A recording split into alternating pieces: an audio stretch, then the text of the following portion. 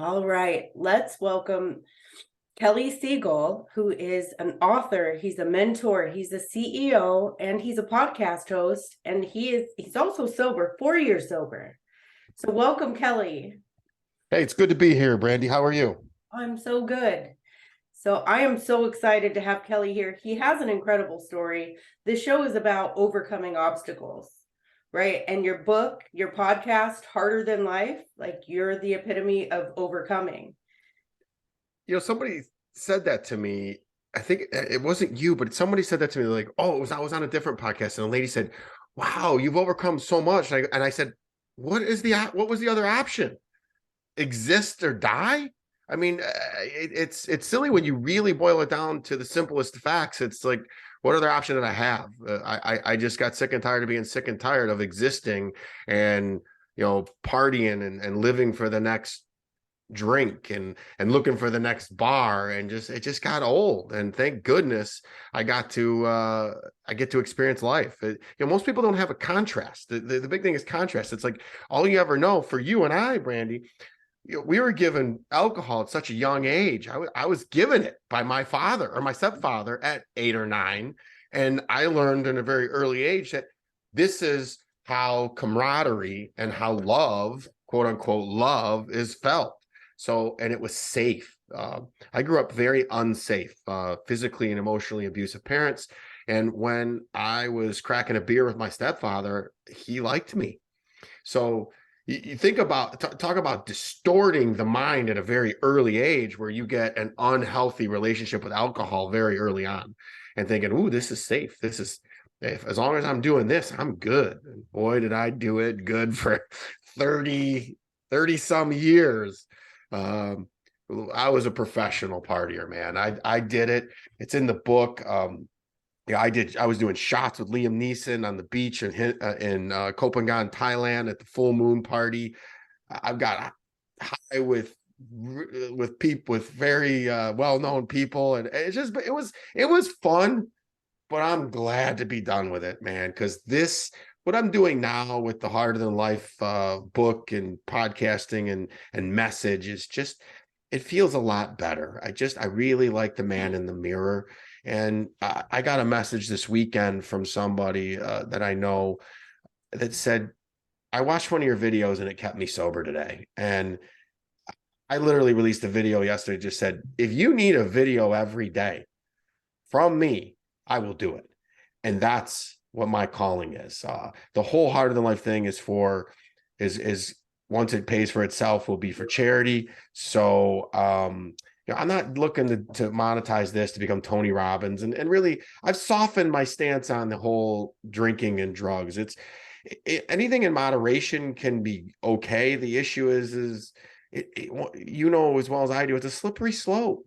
Once you get on it, it tends to accelerate, and I don't have a drinking problem, and then all of a sudden a year later you're like, every single day involves alcohol. So that thing snowballs quick, and the best way to absolutely be avoided is to just never choose it. Easier said than done.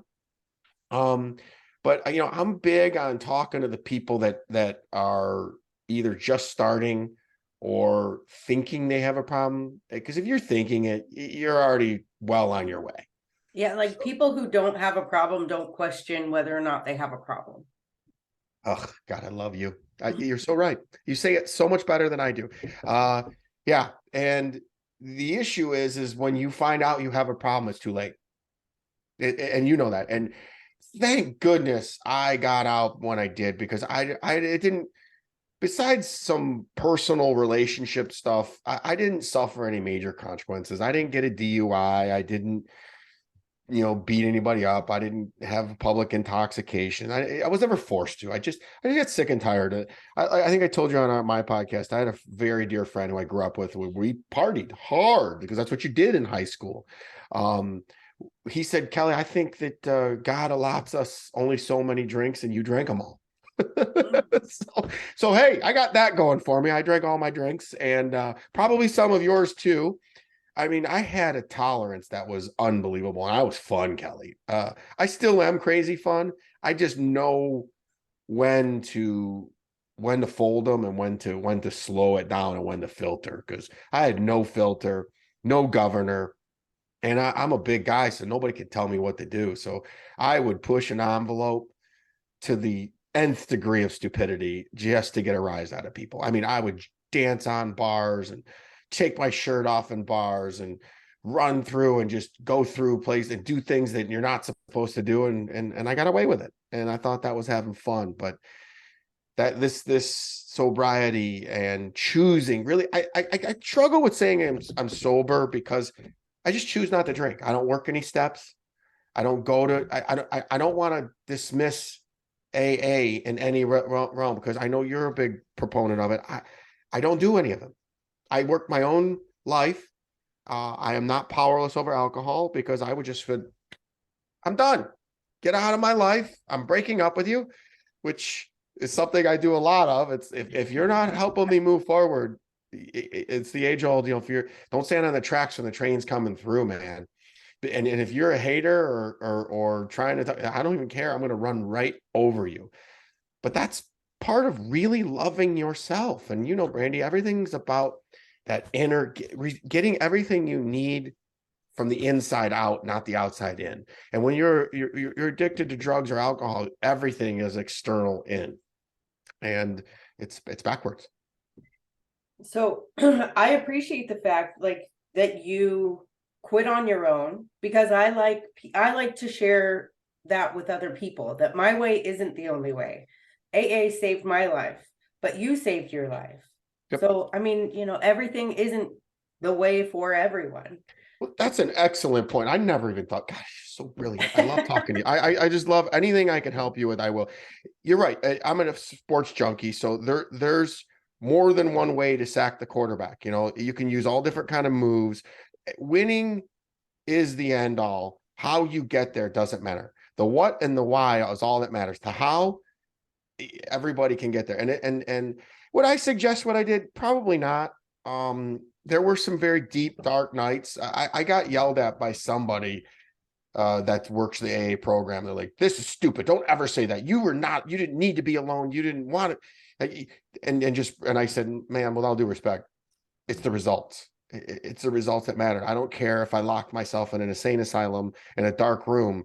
As long as I'm sober and I'm not dependent on anything, I'm good." And that's what I would tell people. Life is so much better being present, that whatever you have to do to get there, do it, because your life depends on it. And if you're regularly drinking and drugging, you're not living life. And I try to say that to everybody. I'm like, you just don't understand. And if you don't believe me, take the Siegel 90-day challenge. It's all over my book. Quit for 90 days, not 30 days, not this bull crap dry January. Give me 90 days. And on day 91, talk to me again and tell me how you feel, both emotionally, both physically, and how much energy you have. And oh yeah, let's look at your bank account and see how much money you have. If you do it 90 days, there's a good chance you're probably going to extend another 90 days. And if you decide to go back to drinking, that's fine, but just do it in moderation. I once heard this definition of alcoholism as regularly drinking to get drunk. And I struggled with that, but then I started thinking about it. I'm like, well, I just think if it's unhealthy to the point where you're drinking on a regular basis to get drunk. And if you have a glass of wine with dinner, great.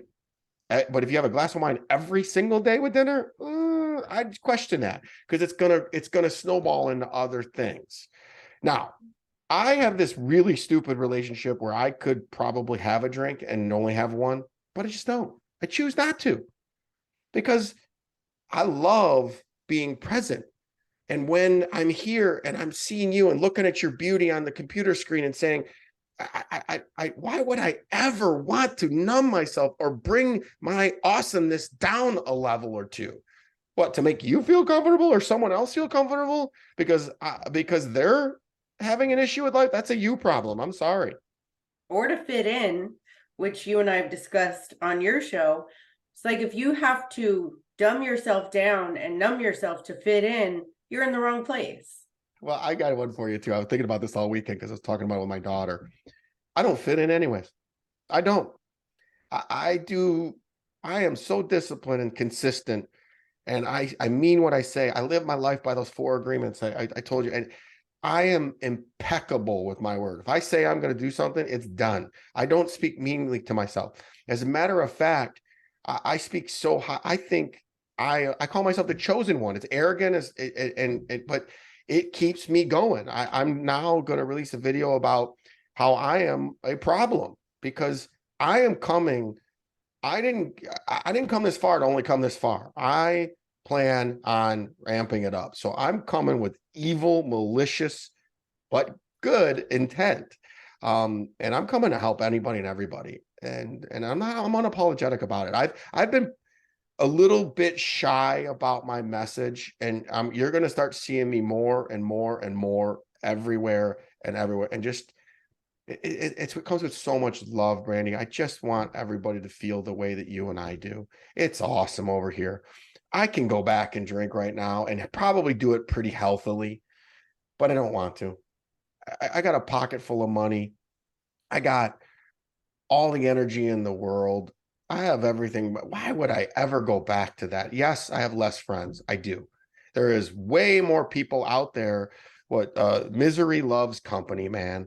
There are way more people on the spectrum of partying and rocking it out than there are people doing the work, being uncomfortable, being comfortable, being uncomfortable. So I could go right back to it, but it's just not for me. It wasn't fulfilling. And my guess is if you're watching this podcast or listening to this podcast and you're having butterflies in your stomach, it's not filling you up either. Yeah. I love I love the idea of having a glass of wine with dinner. I mean, not that it's something that I want to do, but my mind still says, what's the point? Because I'm a throw the cap away drinker.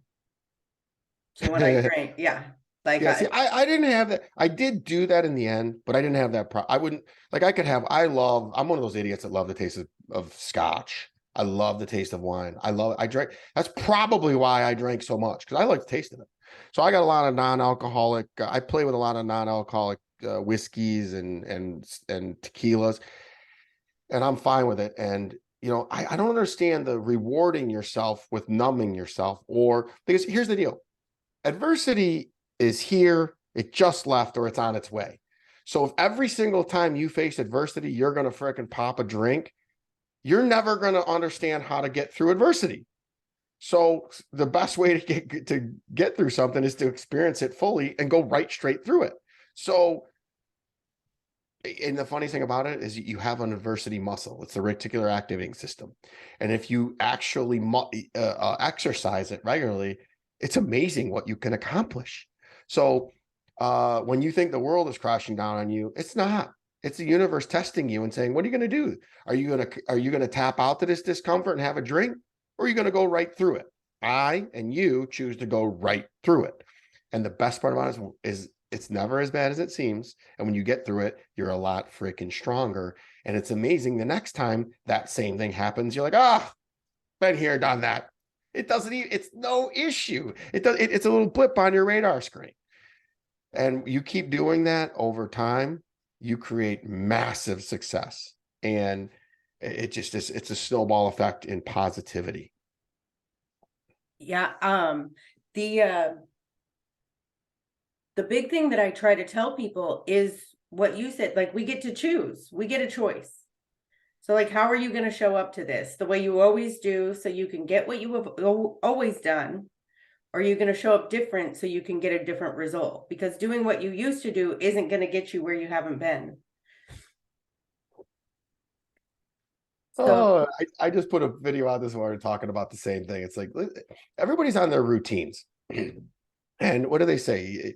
If you always do, if you're going to do what you always done, you're going to get what you've always gotten. yeah.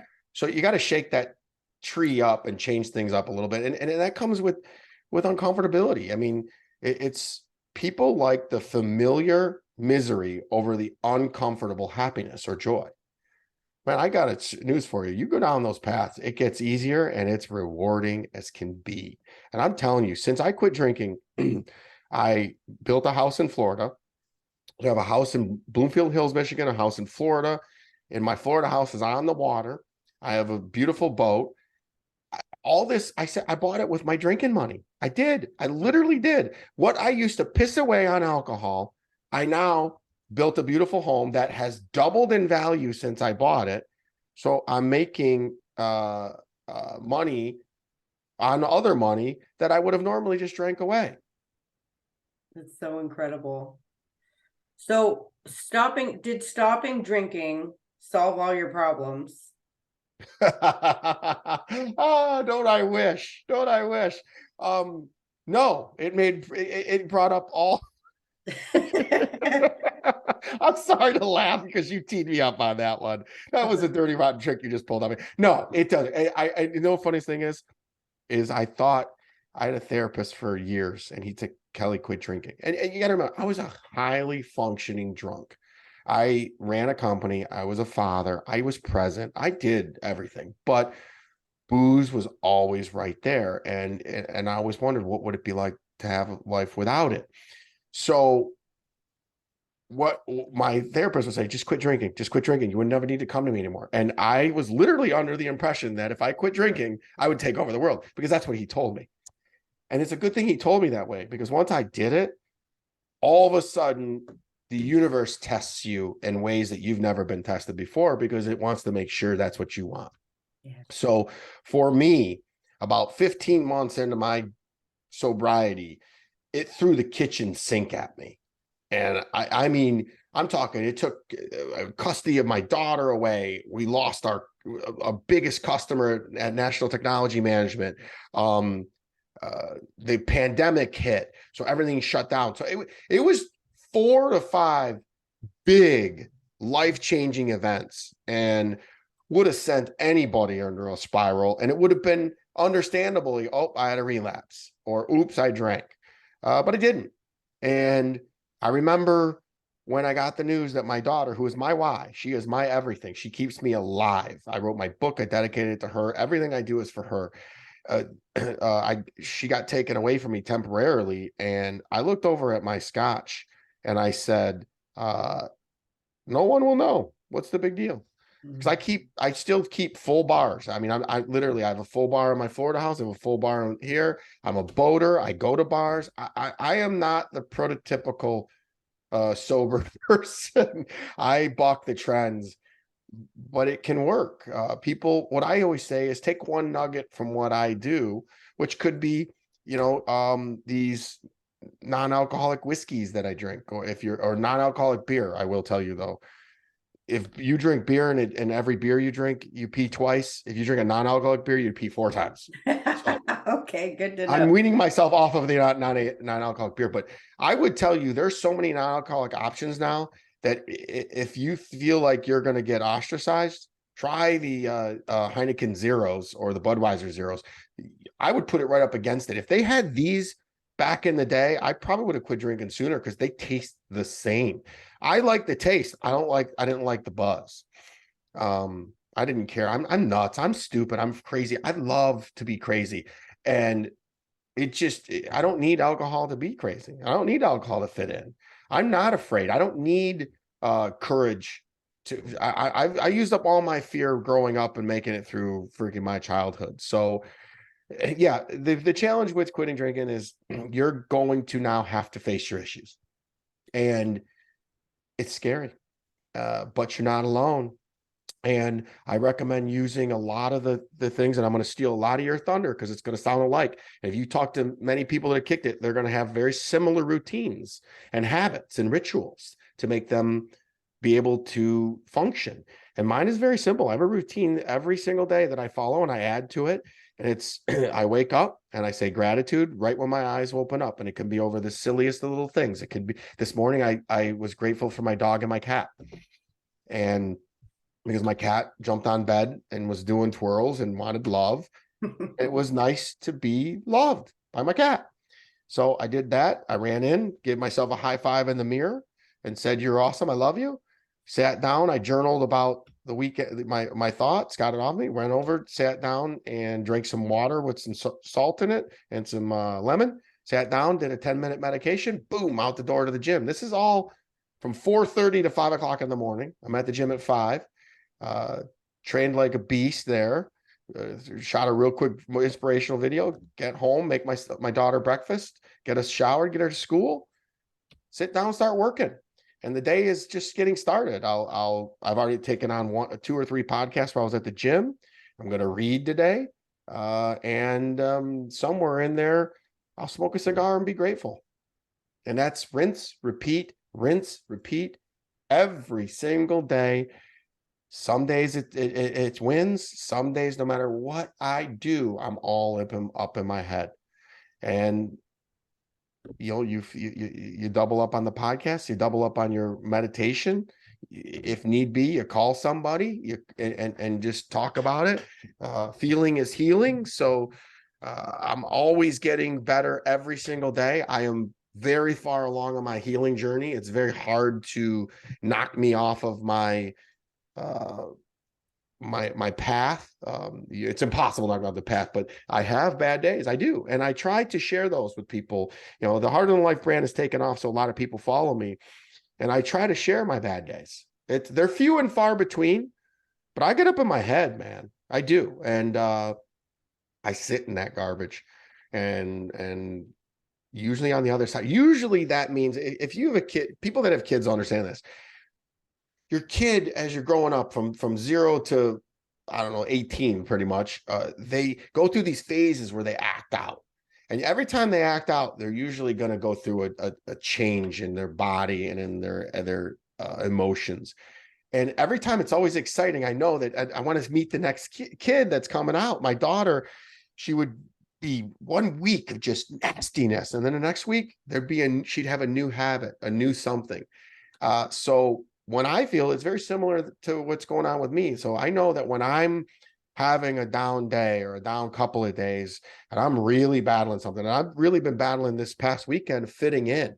I'm still contact with a lot of my friends who are my party buddies. We're still friends, and they invite me to things, and I say no to most of them. And I get in my head thinking, am I on the right path?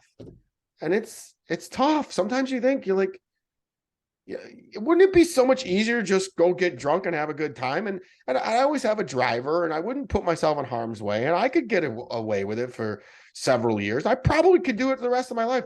Would I be able to donate the money that I do to charity? Would I? No, because that probably would go to my drinking. Would I like the man in the mirror? No, because even if I just want to be superficial, the booze makes my skin red, blotchy, puffy. And now I love looking at myself. You see me looking away, I'm looking at the freaking video of me because I'm so handsome. I know it sounds funny. I love me some me. All of me I love. And I'm gonna I have enough love for you and everybody else in this universe. And I'm gonna keep freaking loving everybody, even when they don't love themselves, and even when they hate me. I'm gonna love them so much, they're gonna have to love themselves because I got enough to go around. That's amazing. Keep going. You matter. You're here for a reason. And God only gives people what they can handle. And apparently God thinks I can handle a lot. But you're not alone, and you matter. Always remember that. And I know you resonate with this. I want this to resonate with your listeners, because life is so good, man. Thursday, I shoot my podcast. I leave the podcast studio. I get into a car. I go to an airport. I get to get on a plane. I've got bumped up to first class, and I go to a beautiful home in Florida. And then I'm going to sit and work on a project in the sun for my NTM. And then I'm going to see all my friends that only know me as Sober Kelly from Florida. And there's zero pressure to be anything other than who I am. And I get to freaking experience life. And I recharge. I use it wisely. I use it as a recharge, and I will be back Monday, refreshed and ready to be drained, because I'm here to fill everybody's cup. Someday I'll figure out, find somebody that fills my cup, but right now I refill it every day. Yeah, and I always say we need to put our oxygen mask on first, like especially people. You and I are very similar, that we want to push this message on to whoever is willing to hear it, that that you matter and that you're not alone and that somebody is here. But taking that time to tell ourselves that, like, to just give ourselves the things that we need. I'm very envious of you. You have a husband, you have a supportive partner. It's just me and my daughter, and I'm not. That isn't woe is me. That's just because I've got another mission right now that I've got to accomplish, and eventually, when the time is right, I'm sure that the universe will supply me with a partner that I get a lot of. You, boy, you're a lot, and yeah, I am a lot. I accomplish a lot. So I'm waiting for the universe to send me someone who is a lot too. So um, I get frustrated because the people that say I'm a lot are the people I want to help the most. And they're also the people that say, man, your non-drinking message is too much. It's like, dude, you're the person I need to help the most. They can't hear you. But it's tough until they're ready for it. There's nothing you can do or say to make them believe, and I want to help people before they hit their proverbial rock bottom. I talk about it in my book. I mean, a lot of people get a DUI or they get a domestic violence charge and they're ordered to not drink. Don't. Once you're in the system, man, it's hard to get out. It is not conducive to rehabilitating you. It is not. They're in the business of recidivism, and I was a criminal justice major. Believe me, I got arrested for selling drugs, and I know it doesn't sound like I hit that. I don't even talk about that. That wasn't because of my booze. That was just because of stupid choices and just fitting in and just supply and demand. But they don't let you out of that system very well. So just avoid getting in the legal system if you can. And a lot of people get it in from the DUI, and they throw the book at you and they make it really, really hard. Just don't. And then with today's Uber and Lyft, I don't understand DUIs at all anyways. So it's frustrating. Yeah. Yeah. The legal side, fortunately, wasn't I got arrested at 15, but I'm pretty sure that's off the record. But as far as the rock bottom goes, like I try to talk to people and let them know, like, we're not, the people that need to stop drinking aren't just the people that are under a bridge or that you see like falling over. They're the people that are like smiling at you and serving you, or it's like, just because I have all of the external things, my internal world crumbled. So I was telling somebody, I want to make awareness of this. I was telling somebody that you were coming on the podcast. They were infatuated, and it sparked a conversation with her and her coworkers. And she found out that one person was sober and another one was a bona fide functioning alcoholic. So they're all around you. We're all around. Be compassionate, be understanding, and realize that we're all human and we're in this thing together. So it's the only, we talked about this on my podcast. It's the only thing that you have to tell somebody why you don't use it, which I don't understand that. Oh, you want a drink? No, I'm good. Well, why? Because I don't want one. Why do I have to freaking explain it to you? I feel like so much of our drinking, like we were talking about fitting in, I feel like it's craving that connection. And really, when we're drinking, we're not even able to genuinely connect. Did I send you that Andrew Huberman and Jordan Peterson YouTube video? It's about 6 minutes long. You told me about it. We Oh, I'm going discussed to send it it. to you. I'll text it to you. It is so good because Jordan Peterson breaks things down to everybody can understand it. And basically, he said there's two reasons why people drink: for anxiety and acceptance. And that's the two reasons. And I'm like, holy shit, he's kind of right. But he does it way more articulate than I do. And then Huberman jumps in because he's a doctor and a physicist, and he starts talking about the toxicity of what alcohol does for you, and that basically they've measured the brain so that when you do drink, and you numb the pain, when you're not drinking, you're less able. So it's a self-fulfilling prophecy is basically what it says. So you're less able to deal with hardships because it's waiting for that freaking chemical dependent to come. And I'm like, whoa. So the more you drink, the more you need it, the more dependent you are, and the less that your mind works without it. Oh my God. And it was mind blowing. I will send it to you. And if you can add it to your show notes, it's worth a listen. I would love to, It because is so good. that sounds like the story of my life up until just a few years ago. Was like, Yeah, well, listen, I gotta interrupt you again. I'm so sorry because your rock bottom is still, I told everybody this. You got thrown out of the house by a hell's angel. It's for drinking. It's like, dude, this guy is in one of the most feared biker gangs in all the world. And he's like, Randy, you drink too much. You can't stay here. And I'm sorry if that triggers you. I just find it, if it inspires one person, it's such a, if you can't laugh at yourself, who the hell else can we laugh at? yeah, I did so much stupid shit that I thought was funny. I wrote about my 40th birthday party in my book. I was so drunk and so high. I don't barely remember it. I had to apologize to everybody in the morning, and that's having fun. And I did. I thought it was the funnest thing. At the time, I thought it was fun. Now I look back, I'm embarrassed. yeah. No, there's not much that triggers me. I feel like my past is my greatest weapon, because that's my identifier with people, and that's like my roadmap to, does where I'm going look anything like that? Then no, thank you. I'll go the other way. This blew my mind. I heard this or read this yesterday. I don't know where whatever. That you have to win, you have to lose. And believe me, being drunk is losing. And I don't, I'm not saying you're a loser. I'm saying it's losing. You're losing at life. If me and someone my equal are competing and they drink and I don't, I'm going to beat you 100% of the time. 100% of the time I'm going to beat you. So part of when I launched my IT company, one of my dear friends didn't drink, and he was tremendously successful. And it's funny because then I go, man, you got such a good advantage. Because yeah, but you're having more fun than me.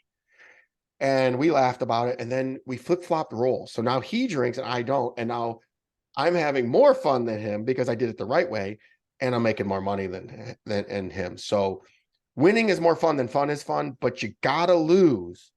It's part of it to win. So if you don't experience the contrast, you're always going to wonder what. So again, I asked you if you had any regrets, and my uncle asked me, he said, wouldn't you like to quit drinking earlier? Like, it would have never taken, never. I wasn't ready until I was ready. And when I was ready, I was ready. I mean, I just came off of basically a month-long bender. And then here's the funny thing. I ended on New Year's Eve. Well, really New Year's morning. I was in Key West, Florida, drinking like I was like it was I was trying to kill myself, but I had the stupidest tolerance. It was ridiculous. I could polish off a bottle of whiskey every single day and sit here and talk to you like normal. Mm-hmm. You wouldn't even know it. You wouldn't even know I was drunk unless you got me in a situation to start doing stupid shit, which at the end, I really didn't want to do anything. I just wanted to drink and be left alone. Mm-hmm. Yep, I totally identify with that. Oh, dude, you and I could tell war stories to one up each other till we're blue in the face. I mean, and the funniest thing about it is I remember, Brandy, after I had that beer with my stepdad, the next day, puking my brains out. And I, for the life of me, got the worst hangovers. This was the universe sign. Looking back, hindsight's 2020. Look back, the universe was trying to tell me, this is not your friend. Alcohol is not good for you. And I'm talking, I had the worst. And then I used to say, oh, it's only a hangover if you quit drinking. The stupid things that I would rationalize and justify my behavior with is unbelievable. And literally, I would have a drink just to stop feeling like crap. Because I still did everything. I still worked out daily. I still drank a ton of water. I was healthy, but with this poison in my body. And Huberman talks about that and the toxicities of it. And 6 months into I took my own 90-day challenge. I did 90 days off. I didn't say I'm done forever. I said I'm done for 90 days. Blew my mind. I was at this, I was reading the audio version of the Heart of the Life book at a recording studio, and I ended up knowing the guy, and I had to text him because we had a snowstorm. And I looked down at the last time I texted him, it was 2019, January 2019, because I quit January of 2019 on the 1st. I text him on like the 23rd and said, hey, he was asking me a question about something. And I said, hey, I just want to let you know I'm going through a 90-day sobriety or dry out period. And it was so weird to see that. And then I was at his studio reading the book that I just kept going through. So it was crazy. I read this book, The Naked Mind, from Annie. I'm looking at it. Hold on one second. Mm-hmm. It's this book. And this was given to me. It's called The Naked Mind, Control Alcohol. Okay. And it says Find Freedom, Discover Happiness, and Change Your Life by Annie Grace. It talks about the reasons why we drink and the social stigmatism and the social reasons. And it was funny because I was given this by a bar owner who was a friend of mine. And he said, thought about you, and I know you're going through it. And I said, I'm pretty good. I don't really need it. He goes, I just thought of you. So I read it. And I did pick up some things, and it talked about how alcohol literally is poison, which is exactly what Huberman says. And yet we indulge it like it's good for us. Now I'm an unfair advantage. Putting me sober is an unfair advantage to the world. But I'm here with positive intent, and I'm going to do good. I love it. I love your message. I love what you've done with your sobriety. Like, you were already successful. You were already on the path. But don't you think that success is not really measured by a number, but by your relationship with yourself? Oh man, success isn't even measured by a number. I that's the last thing I look at. I'm a better father. I'm a better human. I'm a I'm a better leader. I get choked up when I say this because it was fucking hard. Sorry for swearing. It was hard. I make it look easy. There were nights, there were days where I was curled up in a ball crying. And imagine that.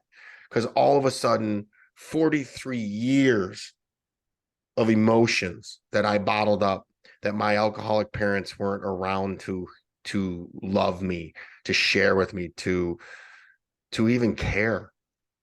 And all that came out of me. And it was dark and scary. And I was alone. But I battled that shit and I won. And I'm a badass. And everybody is. Everybody is. Everybody's got it in them. There's not a single person that can't do the same thing. So yeah, leader, business owner, philanthropist, but the number one thing is father. And I'm a better brother, and I'm a better person because I'm not making excuses. And believe me, if you're drinking regularly, you're making excuses, and you're rationalizing, justifying stupid behavior. You're missing deadlines. You're, and the bad part was I didn't do any of that stuff. I went to work every single day. I did some of my best work hungover. What was I? Did I have a short fuse? Yeah. But I also closed a lot of deals from drinking. I lost some deals after I quit drinking because some of my customers like to meet me for alcohol, for drinking, and when I stopped that, then they fired me. Some people don't want to be around that. They want to be. It's a mirror. They want to be around like attracts like, and they liked party animal Kelly. So I was happy to lose them, and I gained new customers that are more in alignment with I always say that, what is it, there's no honor amongst thieves. So there's really no honor amongst drunks or alcoholics either. It's sorry, I just lost the picture for a second. It's if you get in the way of their party train, then they're going to run right over you. I would have. I remember meeting women to date, and they'd look at me like, "Is your whole world revolve around alcohol?" Yeah. Why isn't yours? Look, but again, I was highly functional.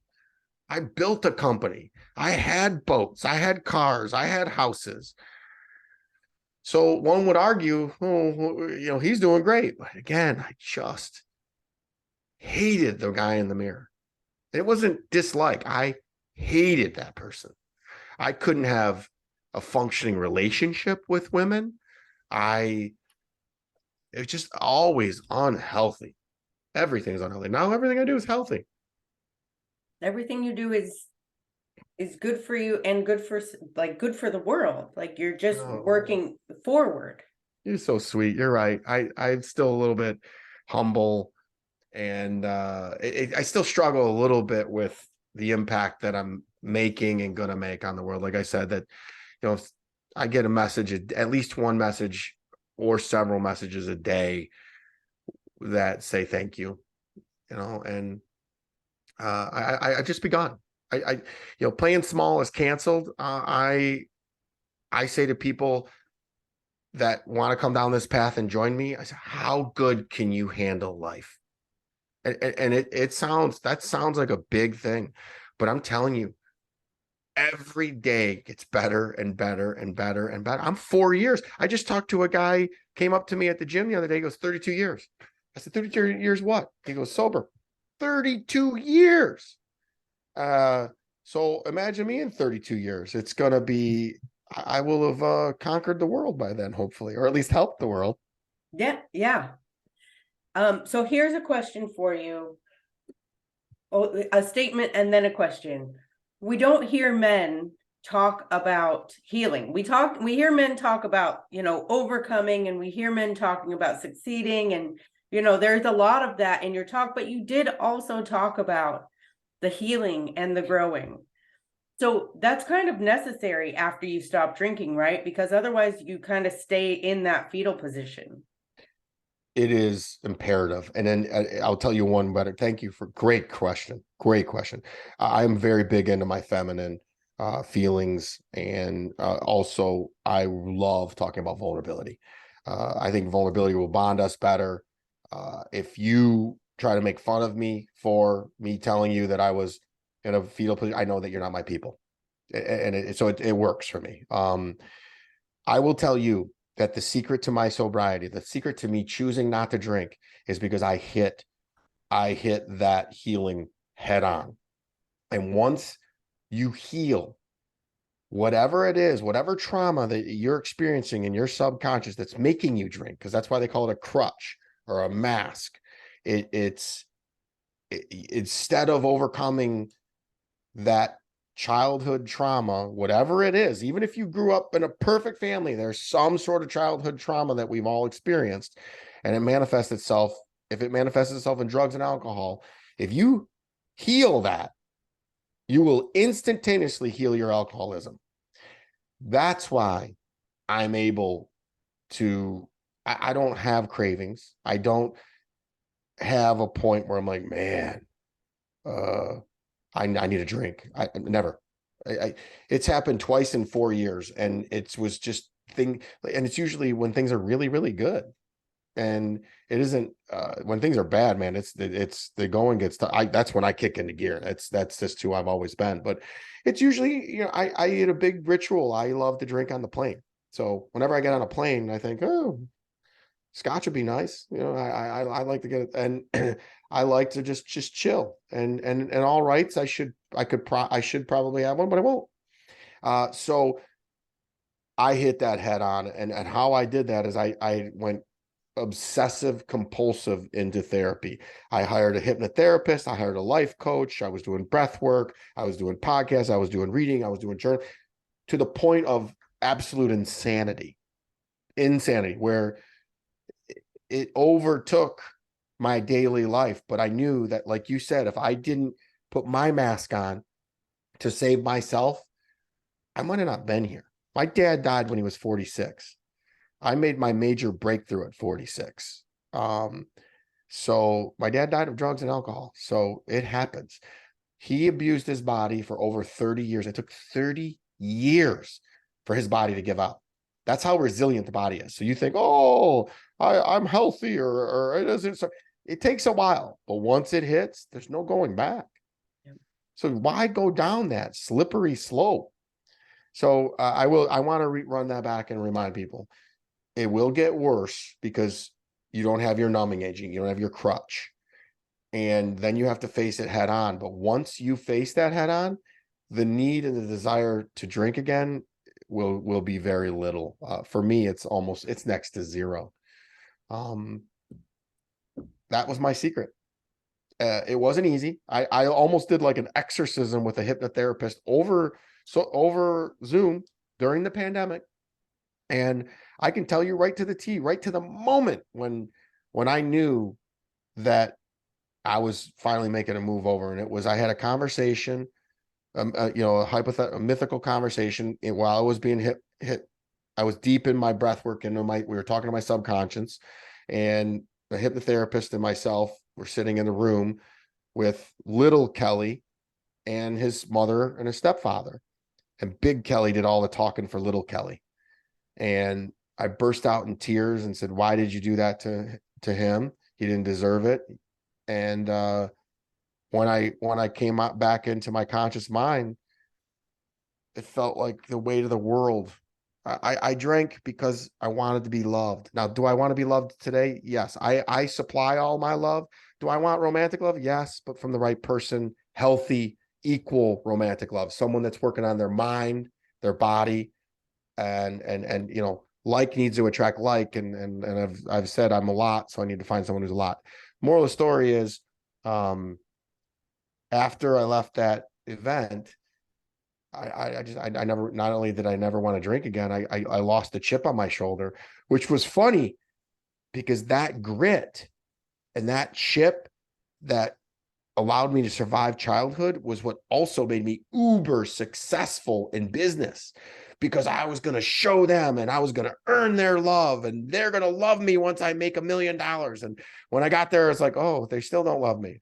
And so you got to figure it out from inside and give it to yourself. And once you do that, magic happens. And that's where the whole alignment and karma and The Secret all take into place, where you can start doing things in your mind, manifesting and creating the life of your freaking dreams. I love it so much. I have chills. That chill, if we could bottle that and sell it, I would pay any money for that, because I know it, the feeling. And if you're out there and you're listening to this and you think we're bullshitting, dude, this is the most serious thing in the world. Life is so good. It's so good, and it's getting better. And I'm going to continue to pursue excellence every single day and get better and better and better and better. And then when I do die, I will be in complete alignment, and there will be zero regret. And I will go along peacefully, and I will haunt you all from my grave. Don't drink. You're gonna be like, damn, that's Kelly. I heard him again. He knocked over my glass. I used to say too, it's the weirdest thing in other companies. So I really didn't care if I lived or died. And I would say to people, if I happen to die while we're drinking, make sure that we have a party. I don't want a funeral. I want a party. And I would tell people, I want you guys to have a moment. Don't say eulogies and say all the nice things about me. I want you to say the stupid shit that Kelly did when he was drunk. And I was proud of that. And now I'm rewriting my past, and I'm going to say, here's how Kelly helped me. So if it's getting somebody sober, and in the 4 years, I've inspired a lot of people to become sober. And I don't plan on quitting. I'm going to keep going, keep pushing, keep grinding, and I won't give up, and I'll never give up. I will outlast anybody in their drinking. Unfortunately, we're at that age coming up into the 50s where people that have abused their body for many, many years are having to pay the ultimate price. And right now, where almost every week somebody in our group are being called to heaven or the other place. Who knows where they went? And it's sad because they're 50 or in their 50s. And if you didn't drink, how long could they have lived? Could they have lived longer? Probably. More than likely. Yeah. So I want to live, man, at least to 100, 120, somewhere in there. I do not want to live that long, but you No, go I'm on. 100. I'm good at 100. I just sounds like a nice round number. 100, yeah. That's that's what people forget is we're not here for an infinite amount of days. This is this is the dress rehearsal. This is the real deal. There's no do-overs. So why would you want to spend your days dazed and confused or not present? Seems like a waste to me, which is a recipe for regret and shame. It really is. My thing is, if there's any part of you that doesn't want to do that, like if you think that's what you want to do, you're just not ready, go on with your bad self. But we're here. People like me, people like Kelly are here.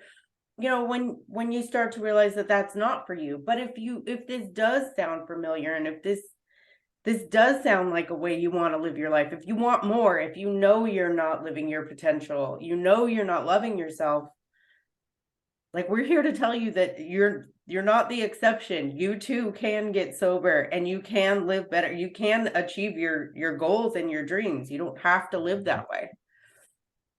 Again, I just want to say that people would rather be miserable than uncomfortable. It's the moment that pain or suffering hits, people want to tap out, and they think tapping out is from alcohol or drugs. And believe me, it is not helping. So if you go through that, be the buffalo and go through that, life is way better on the other side. Way better. We don't have a whole lot more time, but can you tell us about Be the Buffalo really quick? Well, I've said this for years. So whenever there's a proverbial storm or there's adversity, people tend to run from it. So let's just say your boss yells at you or you got a big deal that you got to do, something at work. You put it off. You go drinking, you go partying. And instead, if you just sat down and actually did the work, you'd get done with it so much faster. So the quickest line through a storm is straight into it, because the storm is coming at you and you're coming at it. And if you continue to go straight, it'll pass twice as fast. But most people freeze or turn around and start running, which means the storm's going to be longer. So they delay the inevitable. The buffalo runs right into the storm and they're out of it quicker. The cow stands there and looks up, and I think the sheep turn around and run the other way, and it's gonna get you, man. It's gonna get you one way or the other. Might as well be on my terms. I love it. I've heard that, but I couldn't put it into words. So I appreciate you giving us that. Kelly, thank you so much for coming and talking to us. You're such an inspiration, and just I know it'll translate, for people to hear, but you're just love, and I love Thank that. you. I thank you. That's my word for the year is love. I will tell everybody, my book is called Harder Than Life: Overcoming Poverty, Addiction, and Violence. And in there is my email address. And if you're struggling, if you want a perspective, please reach out to me. I will get back to you. But if you're having anxiety, you call the doctor, go to the hospital.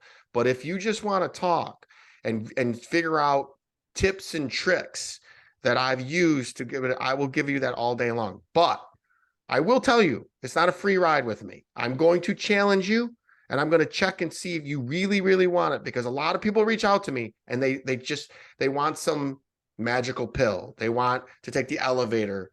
There are no elevators. You have to go through it. You got to be the buffalo. So I give them simple and easy things. So if you call me and you think I'm going to be like, oh, it's okay, I'm going to give you some easy things to do. And if you don't do it, that's the last conversation we have. And then come back at me when you really, really want it. Because I don't ask you to do anything difficult. More often than not, it's go for a walk, take a picture and send it to me. Go to the gym, walk on the treadmill, take a picture, send it to me. And if they just do that, I know they're ready and they're committed and they'll do the next thing. And all my job is to keep them sober that day. And then we'll work on the next day. It's one day at a time. I work the 12 steps without working the 12 steps. I do it my way. But I'm available. If you need anything, they can email me and I will provide any support I can. I am here for you. We have the weekly podcast, Harder Than Life. It's on Spotify and iTunes. It's also on YouTube. and all of a sudden I have been overcome with a lot of not drinking people. And it's amazing how the people that are really winning, really high achieving in life, don't drink. And if you, I said this the last time, Google celebrities that don't drink. The list is long and distinguished. So that's my last little bit. I'm going to also send you that YouTube video. I think it's worth a link if you would throw it in the show notes or put it on your website or whatever. It is so good. Everybody needs to get there, but how they get there is their way to get there. This is the way you follow and you get there. You do what works for you, but get there because it's awesome. Thank Randy, you. look for that for me to text for you right now. I love you. If there's ever anything I can do to support you, you need me in Texas. I know you're going to be launching your program. Anything I can do. You have a lifelong friend in me.